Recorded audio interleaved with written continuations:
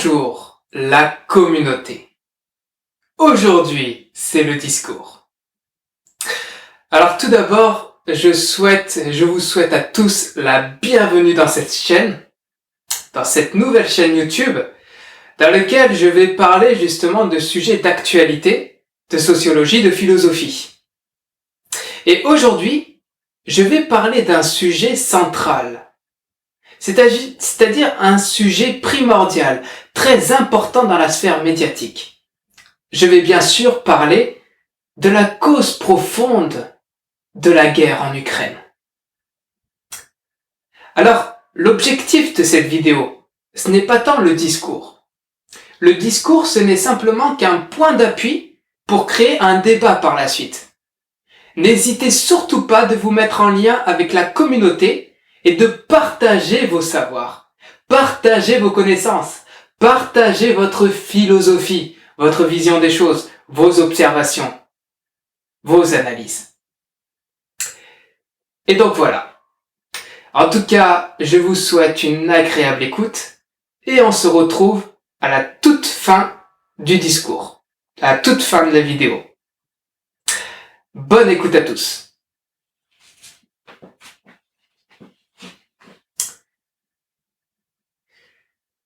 Les causes de la guerre en Ukraine. Actuellement, nous sommes en train de vivre une situation inédite au sein de l'Europe, au sein de l'Ukraine.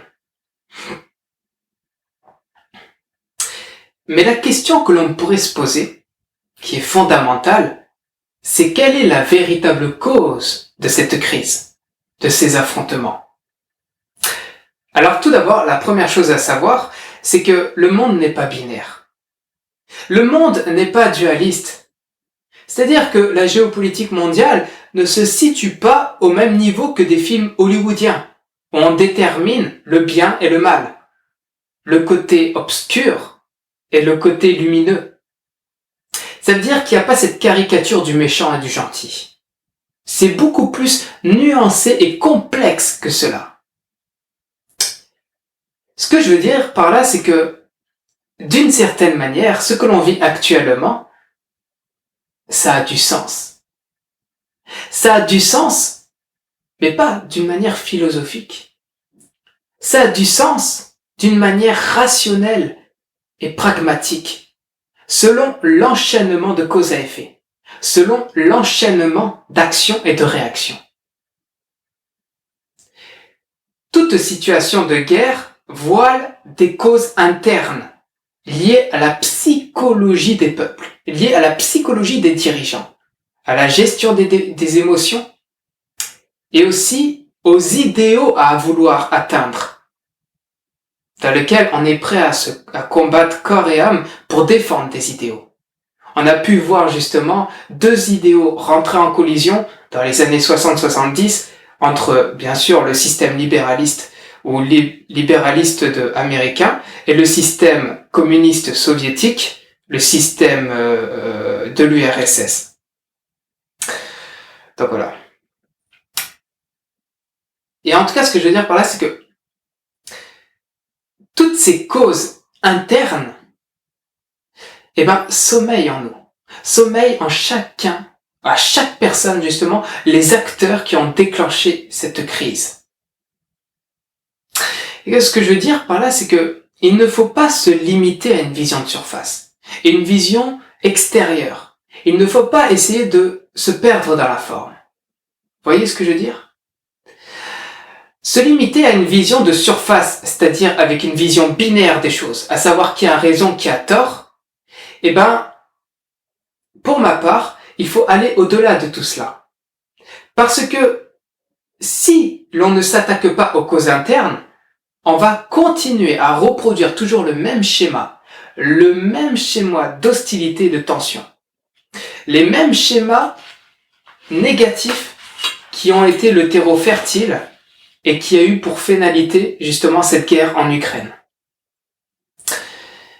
D'une certaine manière, ce que je veux dire par là, c'est que la situation que l'on est en train de vivre actuellement, c'est normal. C'est parfaitement normal. C'est parfaitement normal Parce que la guerre se doit de se nourrir de forces en opposition. Il doit se nourrir de forces en opposition pour exister. Et bien sûr, c'est la conséquence des tensions, des jugements, c'est la conséquence des menaces, des intentions hostiles envers d'autres nations. Et c'est pour cela qu'il est important de ne pas essayer de comprendre le monde extérieurement, en surface. C'est primordial. Il ne faut pas essayer de se distinguer arbitrairement qui a tort ou raison. Il ne faut surtout pas condamner la Russie. Il ne faut surtout pas être dans le jugement de la Russie. Surtout pas. Pourquoi? Parce que en faisant cela, on ne finira que par projeter nos propres limites à développer de l'empathie et de la compréhension, de l'écoute. C'est ça en fait la réalité des choses. À partir du moment que l'on juge, d'une certaine manière, on est sous le contrôle des émotions négatives qui sont basées sur une énergie de peur. Une énergie de peur qui a bien sûr des dérivés comme la colère, la tristesse, comme par exemple l'hostilité, la méfiance. Tout ça, toutes ces émotions négatives sont liées à l'énergie de la peur. Et quand on juge justement la Russie, d'une certaine manière, c'est qu'on est en train de projeter toutes ces émotions négatives en nous. En nous, vers l'extérieur. Vous voyez ce que je veux dire? Ce que je veux dire par là, c'est qu'à partir du moment que l'on juge et que l'on perd le contrôle sur nos émotions, en cause de la colère, du désarroi, en cause justement du sentiment d'insécurité que cette situation procure, d'une certaine manière, encore une fois par l'enchaînement de cause à effet, ces émotions négatives finissent par contrôler nos pensées et qui par la suite déterminent nos paroles et nos revendications, déterminent nos certitudes et déterminent notre comportement. Il faut surtout pas rentrer là-dedans. Il faut éviter tout jugement sur la Russie, car cela n'est pas la vérité et cela ne le sera jamais. Projeter son propre monde intérieur rempli de résidus, de ses propres souffrances et peurs inconscientes, n'a jamais permis à un homme de devenir lucide.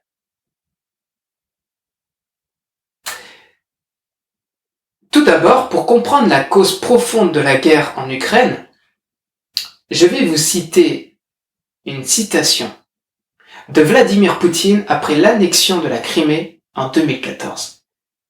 Et cette citation, elle est porteure de beaucoup d'informations. Je vais vous la citer. Je vais juste boire un petit coup parce que parler, on a la gorge sèche.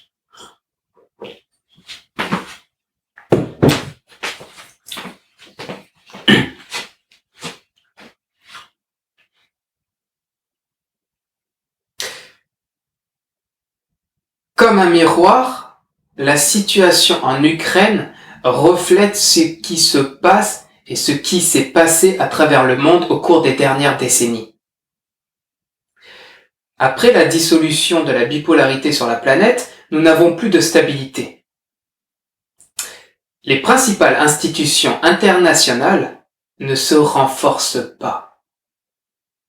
Au contraire, elles se dégradent tristement. Nos partenaires occidentaux, menés par les États-Unis, ne sont pas guidés par le droit international dans leur pratique, mais par la règle du fusil. Ils en sont venus à croire en leur exclusivité et leur exceptionnalisme. Qu'ils peuvent décider des destinées du monde et qu'eux seuls peuvent avoir raison. Ils essaient constamment de nous balayer dans un coin car nous avons une position indépendante. Parce que nous la maintenons. Parce que nous appelons les choses telles qu'elles sont et que nous refusons de pratiquer l'hypocrisie. Mais il y a une limite à tout. Et avec l'Ukraine, nos partenaires occidentaux ont franchi la ligne rouge. Ils ont joué à l'ours et agi de manière irresponsable et non professionnelle. Mais si vous poussez un ressort jusqu'à ses retranchements, jusqu'à sa limite, il finira par reprendre sa place avec force. Vous devez toujours vous en souvenir.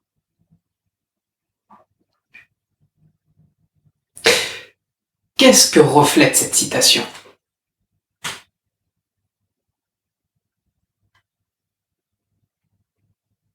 Un sentiment de vulnérabilité.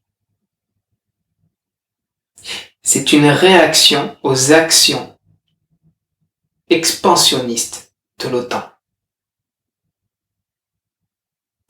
Vladimir Poutine, dans cette situation, si on regarde les causes internes et pas externes, les causes profondes justement de ce qu'il a dit, il se sent en sentiment de vulnérabilité, il se sent menacé, tout simplement.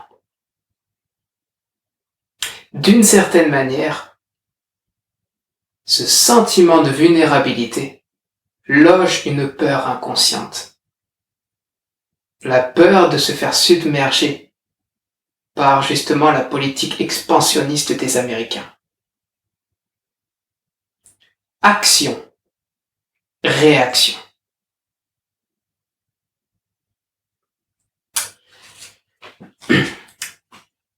Cette situation n'est qu'un petit peu plus claire. Il y a des lignes rouges à ne pas franchir. Et il faut savoir quelque chose, c'est que les lignes rouges de la Russie sont rouges vifs, bordeaux. C'est pas les lignes rouges de l'Europe où c'est rose pâle, rose belge. Il faut savoir que la nation de la Russie, c'est une nation qui est particulièrement virile à ce point-là, à ce niveau-là. Et ce que je veux dire par là, c'est que la situation en Ukraine, dans la forme en tout cas, elle est extrêmement simple à comprendre. C'est une personne dans laquelle la peur s'est logée en lui. Enfin, du moins dans le gouvernement, enfin ce que je veux dire, bref.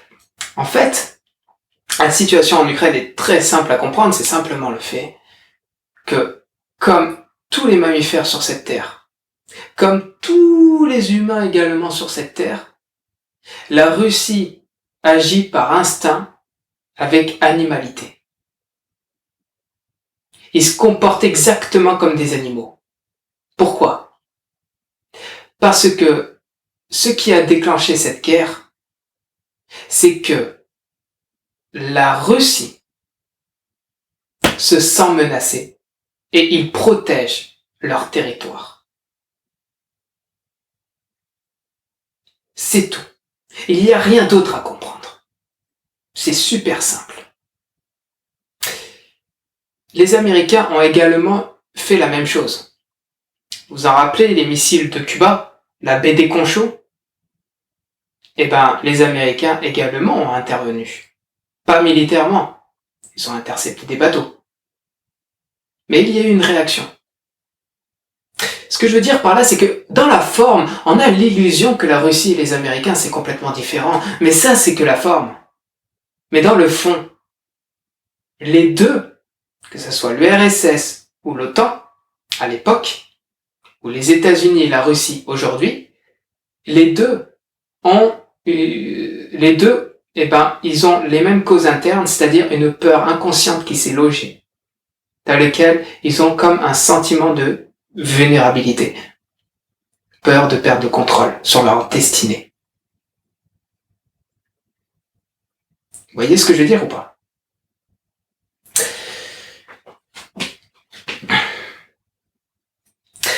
Je vais reprendre encore un coup.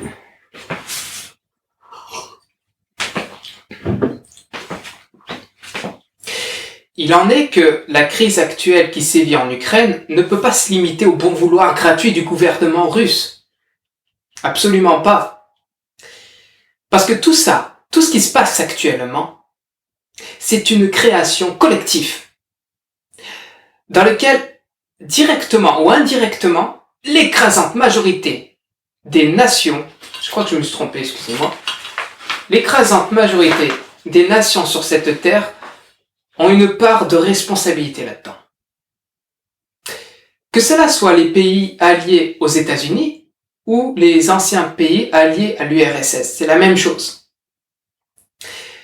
Les intentions de la Russie vis-à-vis de l'Ukraine sont directement interconnectées avec également les intentions, les intérêts, l'avidité liés au pouvoir, à la domination sur autrui de la majorité des nations sur cette terre. Toutes les nations sont interconnectées par une énergie basée sur la peur. Donc, on est tous ensemble. Personne n'est indépendant. Ça, c'est l'illusion de la forme qui fait croire ça. Cela ne peut pas exister d'une certaine manière, réagir indépendamment. Cela ne peut pas exister parce que c'est contre la nature de l'homme. L'homme qui vit en communauté. Ce n'est pas un tigre de Sibérie. On est des hommes avant tout. C'est-à-dire que l'homme est un être génétiquement programmé à réagir par les actions d'autrui. Et de combiner justement son statut social et à essayer de s'intégrer dans le groupe en fonction des réactions d'autrui. Il ne le fait jamais indépendamment. Extérieurement, nous pouvons avoir l'illusion d'une action indépendante de la Russie, mais cela, comme je vous l'ai dit, ce n'est qu'une illusion. C'est faux. Ce que je vais vous dire, et je vais aller encore plus loin, cela va vous paraître étrange. Cela va vous paraître stupide. Cela va vous paraître peut-être absurde, insensé, ridicule. Mais d'une certaine manière, selon l'enchaînement de cause à effet, d'action et de réaction,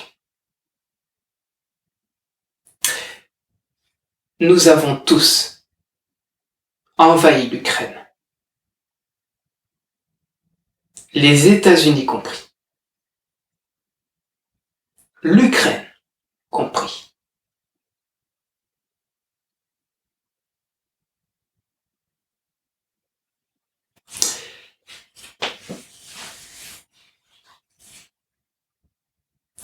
Il faut savoir que mettre en place des actions pour promouvoir la paix, mais en condamnant et en sanctionnant, en jugeant,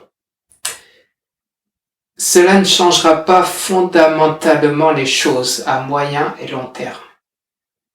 Peut-être même, cela ne changera peut-être même pas fondamentalement les choses à court terme. Au contraire, plus tard dans le temps, cela peut enclencher d'autres réactions à nos actions d'aujourd'hui, et donc perpétuer la souffrance et les conflits. Il faut avoir une pensée philosophique pour percevoir les choses de cette manière-là. Je vous incite à avoir cette pensée philosophique-là. C'est que, en voulant agir, nous voyons mal. Nous voyons mal par ignorance sur la véritable solution pour résoudre les conflits. Nous nous posons souvent la question de savoir qu'est-ce qu'il faut faire pour éradiquer la guerre. Mais nous sommes complètement à côté de la plaque. Complètement. L'essentiel, ce n'est pas de faire. L'essentiel, c'est comment l'on veut être. Voyez la nuance ?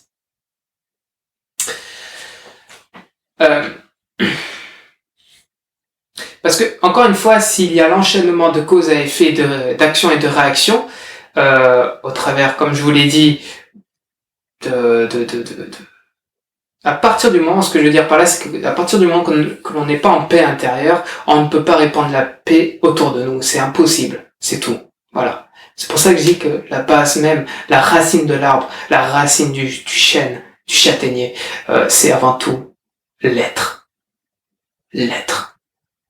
Et pas le faire. Faut arrêter de faire tout le temps. Parce que, en essayant de faire et en prenant la paix, les Américains ont prôné la paix en Afghanistan, en Irak, faut voir le résultat aujourd'hui. Je vous prends un exemple concret. les Américains ont pris la paix en Vietnam, il faut voir un petit peu les résultats de cette guerre. Et à quoi ça a réellement servi? Quel est le sens dans tout ça? Et ben là, on a des exemples en fait où une nation veut promouvoir la paix, mais avec une énergie basée sur la peur. Ce qui s'est passé après le 11 septembre, c'est des réactions basées sur la peur du terrorisme, et on promouvoit la paix. Vous voyez ce que ça a donné. Il y a eu les retraits des troupes américaines d'Afghanistan cette année. Bon bref, c'est autre chose. Parce que on va faire amplifier encore une fois cette spirale. Ce que je veux dire, c'est que par une réaction aux actions punitives et condamnations d'aujourd'hui envers la Russie, la réaction ne se fera que attendre et rester en veilleuse le temps de trouver l'occasion de réémerger. Vous voyez le truc? Les réactions aux effets de nos actions envers la Russie d'aujourd'hui ne sera pas forcément russe, mais la réaction à nos actions d'aujourd'hui, en condamnant la Russie aujourd'hui, plus tard peut-être se matérialiseront et prendront une réalité concrète sous d'autres formes dans le futur. Et pour comprendre cela, il faut avoir une vision même un peu plus spirituelle. Vous voyez ce que je veux dire? Tu reçois ce que tu donnes, énergétiquement. Bref.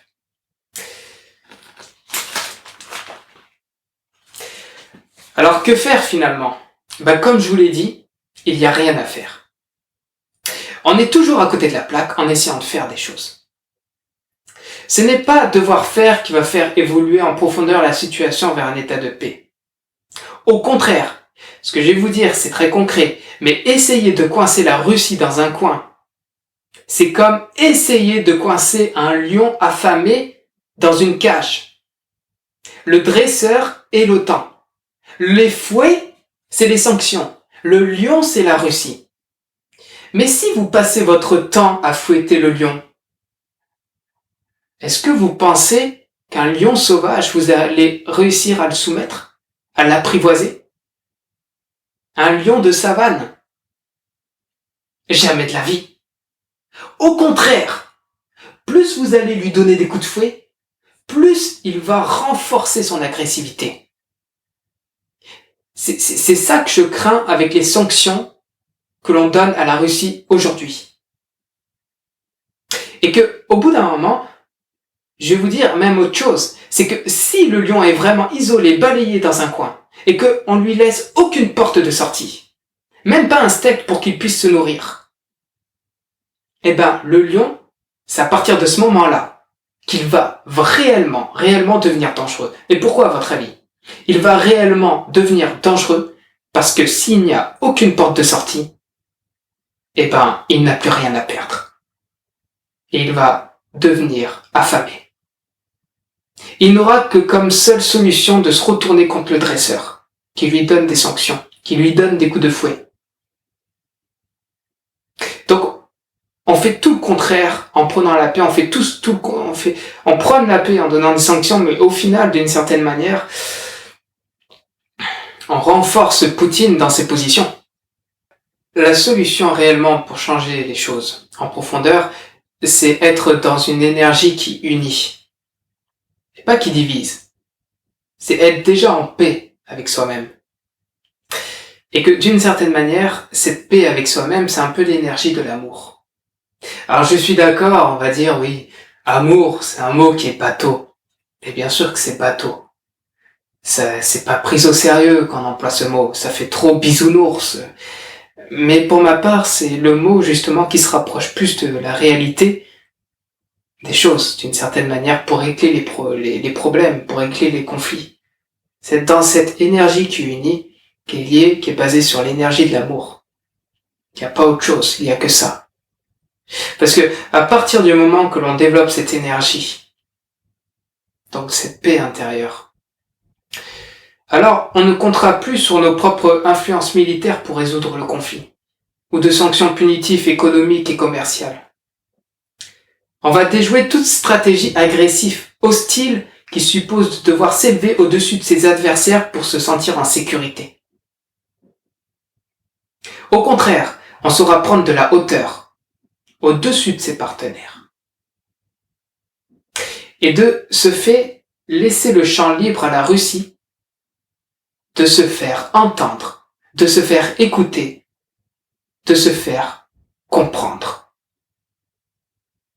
Ce que reproche la Russie, c'est de ne pas se faire entendre, c'est d'être dans le déni de ses revendications, et d'une certaine manière, c'est ne pas être dans l'écoute de leurs sentiments, dans l'écoute de ce qu'ils ressentent.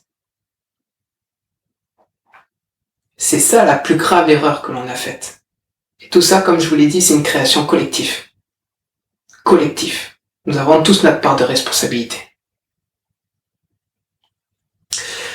À partir de cet état de reconnaissance simplement de leurs besoins et sentiments, par la prise de conscience de leurs ressentis, eh bien, toutes les actions qui vont en découler seront liées à une énergie favorable à permettre un état à créer une paix durable entre les nations. Développons l'empathie et la compréhension vis-à-vis de leurs sentiments d'insécurité, vis-à-vis de leur inquiétude, de leur vulnérabilité inconsciente. Il faut développer cette compréhension-là. Il faut développer aussi cette compréhension vis-à-vis ce sentiment de menace de la politique expansionniste de l'OTAN, menée par les Américains en particulier. Car si l'on prend cette trajectoire, ce que je vais vous dire, c'est qu'on va ouvrir une porte de sortie pour le lion qui est affamé, le lion sauvage. Et à partir du moment que le lion, il verra cette porte de sortie, à partir du moment que le lion, il prendra conscience qu'il peut retrouver sa liberté, le lion va commencer à se détendre, à être moins agressif. Le lion va commencer à être plus compatissant. Et le lion va commencer à rentrer ses crocs.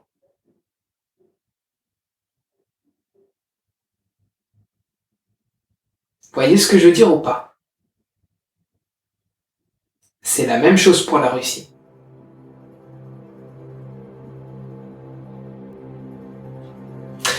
Pour conclure, le monde n'est que régi par l'action qui engendre la réaction. Seule l'intention détermine la trajectoire que cela va prendre dans le futur. Si nous voulons développer un futur de paix et de compréhension, ou de guerre et d'hostilité. Cela ne dépendra pas des éléments extérieurs, mais c'est avant tout un travail sur nous-mêmes qu'il faut faire. Se concentrer sur l'être et arrêter de vouloir faire. Faire par ignorance sans conscience. Nous ne pouvons pas pleinement changer le cours de l'histoire et des guerres à répétition qui peuvent sévir à plusieurs endroits autour du globe. Nous ne le pourrons pas si nous sommes dans cet état d'esprit de faire en étant dans une énergie basée sur la peur. Même si on prône la paix dans la forme. Nous ne pourrons pas. Nous ne le pourrons même jamais. Nous ne le pourrons jamais tant que l'on n'a pas incarné un état de conscience assez élevé pour prétendre arrêter durablement toutes les crises et faire fructifier la paix. Sur ce, le discours est fini et on se dit à tout de suite. Merci.